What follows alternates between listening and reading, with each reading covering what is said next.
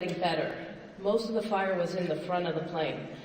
So I said yes, I grabbed the line. I also turned around and saw that there was fire impinging between the top of the fuselage and what we call the skin of the aircraft. So just a quick knockdown there. Firefighter reported back that he had found 4 passengers in the back of the plane.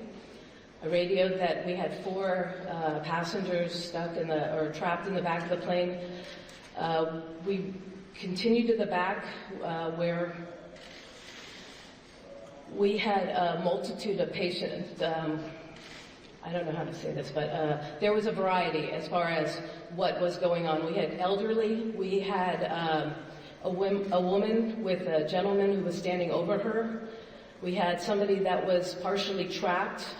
As it turns out, there was a small person stuck between the seats. And we went further and further down. That's when we saw one elderly gentleman who was in his seat. He could not move. And then at that time, I believe the other companies were coming in from the rear of the aircraft, and also Officer Cunningham, who we saw in there.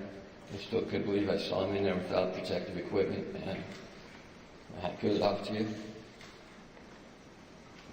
And then after that, since I was still in operations, we needed to get equipment to extricate some of the people out of the aircraft. So we called for a back board so we could load them up and get them out. He was groaning. We were running out of time. The smoke was starting to get thicker and thicker.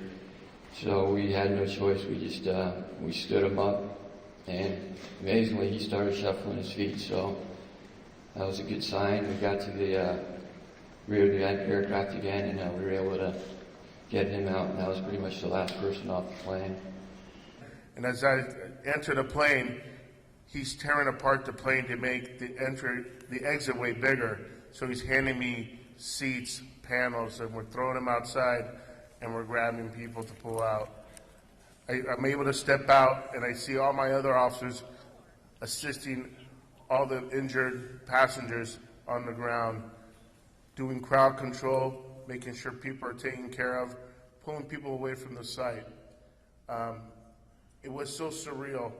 If you look at it, there's so much chaos going on, and it was quiet. And we spoke about this. It probably was very loud out there, but it was quiet, and everybody was doing what they were trained to do, save lives.